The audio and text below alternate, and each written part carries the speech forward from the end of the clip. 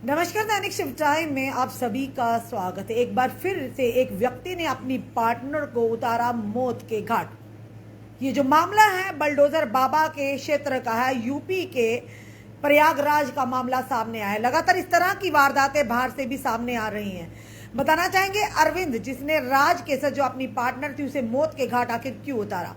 लंबे अरसे से अरविंद और केसर आपस में रिलेशनशिप में थे। उसी के चलते इस रिलेशनशिप के बावजूद अरविंद के जो परिवार वाले थे वो अरविंद की कहीं और शादी करवाना चाहते थे। जब इसकी भनक राज केसर को लगी तो उसने आपत्ति जताई। इसी बात पर उनका अक्सर बहस मुबासा होता था।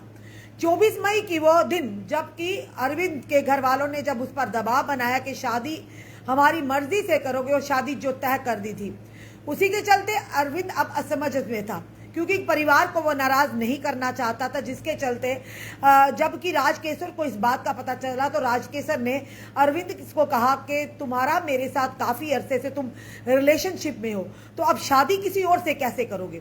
उसी के चलते काफ़ी आपस में मन मुटाव था। एक दिन 24 की अगर बात करें, 24 मई की, तो अरविंद के दिमाग में ये कहेंगे कि कहीं ना कहीं ऐसा जुर्म करने का ख्याल आया। अरविंद ने, बताना चाहेंगे आपको, राज केसर को अपने घर पर बुलाया प्रयागराज में जहाँ पे वहां पर बताना चाहिए प्रयागराज में, जहां पर उसका एक घर जो अंडर कंस्ट्रक्शन था, घर में कंस्ट्रक्शन चल रही थी। अरविंद ने उसे अपने घर में बुलाया। जब राज केसर उसके घर पर पहुंचती है तो राज केसर को यह भनक भी नहीं होती कि अरविंद ने क्या साजिश अपने दिलो दिमाग पर बनाई है कि वो उसे रास्ते से हटाना चाहता है। क्योंकि अगर वो नहीं हटाता तो कल को अरविंद को यह डर था कि कहीं ना कहीं राज केसर उसकी अगर शादी होगी वहां पर आकर खलल ना डाले, उसकी शादी में कोई बाधा ना डाले, जिससे उसे माता पिता को उसका सर झुक जाएगा। और वो माता पिता को नाराज भी नहीं करना चाहता था। वो अपनी परिवार के मुताबिक ही अपनी शादी करना चाहता था। पर बड़ा सवाल ये कि अगर वाकई लड़के इतने अपने परिवार के ताबेदार होते हैं, उनको इतना मानते हैं, तो दूसरों की लड़कियों की जिंदगी क्यों बर्बाद करते हैं, ये भी बड़ा सवाल है। कहीं ना कहीं लड़कियां भी झांसे में आ जाती हैं और रिलेशनशिप बना देती हैं, पर उन्हें यह नहीं पता होता कि आने वाले समय में सर्कमस्टांसिस क्या होंगे। क्या जिसके साथ वो, जिसे अपना सब कुछ समर्पित कर रही है, आने वाले समय में उसका हाथ थामेगा भी या नहीं, या रिलेशनशिप किसी और के साथ और शादी शहनाइयां किसी और के साथ बजाएंगे। उसी के चलते अरविंद के दिमाग में एक गहरी साजिश आई, यानी ये क्रिमिनल सोच आई कि अब बात यहीं पर खत्म होगी कि राज केसर को रास्ते से ही खत्म कर दिया जाए। तो राज केसर को 24 मई को अरविंद अपने घर बुलाता और राज केसर जाती, उसी वहीं पर आपस में इसी बात को लेकर उनकी बहस हो जाती है। जिसके चलते जो कि अरविंद के था, राज केसर का गला घोंटकर हत्या उसकी कर देता है। और उसके बाद यही नहीं बल्कि उसकी बॉडी को, जो उसकी अंडर कंस्ट्रक्शन बिल्डिंग थी, उसके वाटर टैंक में उसकी बॉडी को छुपा देता है। और उसके बाद जब अब ये कहेंगे कि उसके परिवार के साथ, यानी कि राज केसर के परिवार के साथ ही पुलिस स्टेशन में मिसिंग की, गुमशुदा की रिपोर्ट करवाने चला जाता है। और जब पुलिस के पास ये पूरी जानकारी, केस पहुंचता है, पुलिस तहकीकात करती है। उस तहकीकात के चलते पुलिस ने एक अहम जो कि रुख केस ने बदला, जबकि उन्होंने फोन कॉल डिटेल्स निकाली। और जब फोन कॉल डिटेल्स निकाली तो उसमें पता चला साफ तौर पर कि आखिरी जो कॉल की थी राज केसर ने, वो अरविंद को ही की थी। जिसके चलते उनके दिमाग में साफ तौर पर आया कहीं ना कहीं अरविंद केसर ही, यानी कि अरविंद ही राज केसर की मौत में कहीं ना कहीं मुलविस होगा, या इसे उन तथ्यों का पता होगा। उसी के चलते अरविंद को पुलिस ने हिरासत में लिया और पूछताछ शुरू कर दी। और पूछताछ के बाद जब पुलिस ने सख्ती से पेश आए तो उसने अपना कबूलनामा कबूला, यानी अपना गुनाह कबूला कि वाकई मैंने राज केसर की जान ली है। और पुलिस के पूछने पर कि आखिर तुमने क्यों उसकी जान ली, जब तुम इतने सालों से राज केसर के साथ रिलेशनशिप थे। राज केसर की उम्र 35 वर्ष बताई जा रही है और वो काफ़ी लंबे अरसे से इनका आपस में रिलेशनशिप था।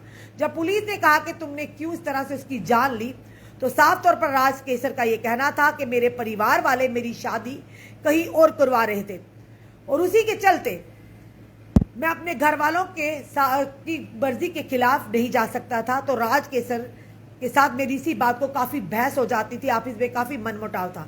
इसी के चलते उसे मैंने रास्ते से ही यानी कि हटा दिया। और यही नहीं बल्कि कत्ल के बाद उसकी बॉडी के टुकड़े टुकड़े कर दिए। और ये भी बताया जा रहा था पुलिस के मुताबिक, जो हम तक सूत्रों के आधार पर जो खबर पहुंची है, कि पुलिस ने 3 बाल्टी खून और शरीर के अंग मिले हैं। यानी साफ तौर पर उन्होंने कहा कि साथ ही साथ उन्होंने ये भी कहा कि जो 20 टुकड़े थे क्लेवर यानी कि राज केसर, ये पहले की बात है कि उन्होंने कहा कि ये जो मेल खा रहा है ये केस, ये वहां का खा रहा है जो कि जो कि मुंबई के मीरा इलाके से जो बच्चे एक लड़की के टुकड़े टुकड़े करके उन्हें लाश को ठिकाने लगाया था, उसी के चलते नहीं ये भी कहा उसी से मिलता जुलता केस है कि जब पुलिस ने ये पूरी छानबीन की तो पता चला कि जो अरविंद है उसने किस तरह से मीरा रोड का जो केस था उसी तरह का ये मिलता जुलता केस है। उन्होंने साफ तौर पर कहा कि जब उसे इंटेरोगेट किया गया, उसे पूछताछ की गई और तब भी वो नहीं मान रहा था, पर जब कॉल डिटेल निकाली तो उससे पता चला कि आखिरी जो कॉल थी वो अरविंद से हुई थी।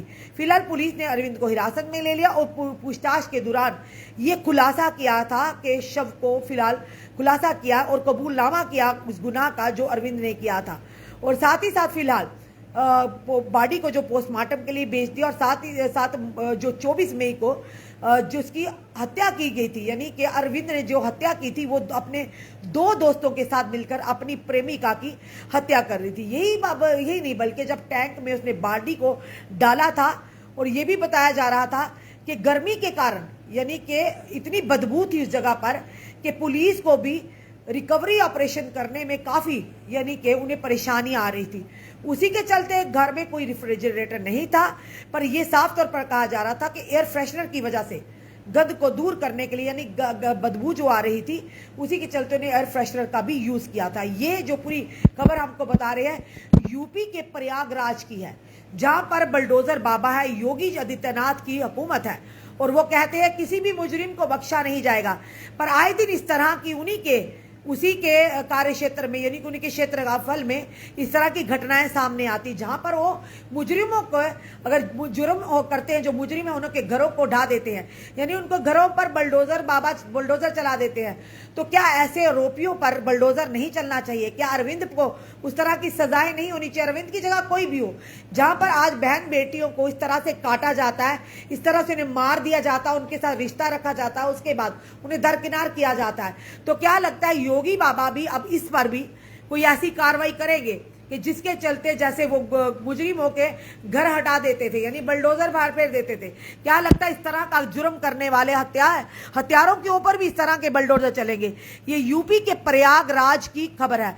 कुछ दिन पहले अगर बात करें मुंबई के मीरा रोड की खबर थी, और उसके बाद जो बताना चाहेंगे आपको साक्षी यानी ये कहेंगे श्रद्धा हत्याकांड, डॉक्टर सुमेधा, साक्षी, उसके बाद ये राज केसर, इससे पहले भी कल की भी हमने खबर दी, नहीं लगातार इस तरह की चीजें आ रही है। और सबसे बड़ी बात कि अगर युवाओं की बात करेंगे, अगर कोई मेल मेंबर अगर किसी महिला के साथ रिलेशन रखता है तो उसे आगे का सोच समझ कर, यानी ये नहीं आपको लगे कि आज आप अगर उसके साथ रिलेशनशिप बना रहे हैं, आपकी मर्जी होगी आप उसके साथ रिश्ता रखेंगे और आने वाले समय में आप उससे मुंह फेरेंगे, जनाब, तो ऐसा नहीं होता। पर कहीं ना कहीं लड़कियों को इसका, खास करके महिलाओं को इसका खमियाजा भुगतना पड़ रहा है अपनी जान देकर। सबसे बड़ी बात यह है, तो जिस तरह से राज केसर ने, जिस तरह से साक्षी ने, जिस तरह से डॉक्टर सुमेधा ने, जिस तरह से श्रद्धा ने, इन लोगों ने भी अपने पार्टनर पर विश्वास किया था, पर वो ये नहीं जानती थी कि इस कदर उनकी निर्मम हत्या कर दी जाएगी उन्हीं के द्वारा जिन पर वो पूरी तरह से विश्वास करते हैं, जिनके साथ वो आगे जिंदगी बसर करने के सपने देख रही हैं। इसी तरह अरविंद ने किया, जबकि राज केसर ने उसे ये देखा कि काफी लंबे अरसे से उसका आपस में रिलेशनशिप था। अरविंद के परिवार वालों ने जब उसकी शादी तय कर रहे थे, उसी के चलते कि राज केसर को पता चला तो राज केसर ने इस पर आपत्ति जताई कि रिश्ता मेरे साथ और शादी किसी और के साथ। उसी के चलते अरविंद के दिमाग में ये साजिश आई, ये एक जुर्म की साजिश जो पनपी कि यानी कि राज केसर को ही रास्ते से हटाया जाए, तभी वो अपने माता पिता के अच्छा अनुसार शादी करेगा। इसी के चलते उसने इतनी बड़ी घटना को अंजाम दिया, मुजरिम बन गया। तो पर ये जरूर हम कहेंगे कि कानून के हाथ बड़े ही लंबे, गुनाह भले ही छोटा या बड़ा हो, पर कानून के हाथ आपके गिरेबान तक पहुंच ही जाएंगे। तो मुजरिम ये मत सोचे कि हमारा गुनाह छुप जाएगा। भले ही अरविंद ने काफी कोशिशें की इस गुनाह को छुपाने के लिए, पर कहीं ना कहीं कहते हैं ना, गुनहगार अपनी कोई ना कोई छाप छोड़ जाता है, जिसके चलते कानून उसके गिरेबान तक पहुंचता है। इसी तरह से अरविंद ने भी यही गलती की कि कहीं ना कहीं जुर्म तो किया, मुजरिम तो बन गया, पर उसे ये नहीं पता था कि पीछे भी उसके कुछ प्रूफ छोड़े हैं, कुछ सबूत छोड़े हैं, जिसके आधार पर पुलिस ने जब कॉल डिटेल निकाली तो आखिरी कॉल जिस दिन 24 मई को राजकेसर को बुलाया था अरविंद ने अपने घर, तो उसी समय पुलिस ने जब डिटेल निकाली तो साफ तौर पर यानी कि डिटेल में लास्ट कॉल अरविंद की। इवन के अरविंद ने इतना विश्वास जताया था राजकेसर के परिवार पर कि जब गुमशुदगी की जो रिपोर्ट करवाने गया था, अरविंद भी साथ में गया था, ताकि पुलिस को और ना ही राजकेसर के घर वालों को उसकी शनाख्त हो। फिलहाल वो बॉडी, जो डेड बॉडी है, वो जो वाटर टैंक में छुपाई थी, उसे भी रिकवर कर लिया और फिलहाल अरविंद को पुलिस ने हिरासत में ले लिया है। आए दिन इस तरह के कांड सामने आ रहे हैं, आए दिन इस तरह की घटनाएं सामने आए। आप क्या कहना चाहते हैं? जनता जो भी समय देख रही है, हमारे व्यूवर देख रहे हैं, अपने सुझाव हमें जरूर दीजिए, ताकि और इस वीडियो को जितना हो सके शेयर कीजिए, ताकि हमारी बहन बेटियों तक ये वीडियो पहुंचे और वो भी सतर्क हो जाए। विश्वास कीजिए, रिश्ते रखिए, पर रिश्तों की मर्यादा को मत लांघिए। हम बार बार यही कहते हैं, ये पुरुषों के लिए भी और महिलाओं के लिए भी है कि जब आप रिश्तों की मर्यादा को लांघेंगे तो इस तरह की घटना होना तो लाजमी है। जुड़े रहिए ऐसे हमारे साथ अगले अपडेट के लिए। जय हिंद, जय भारत।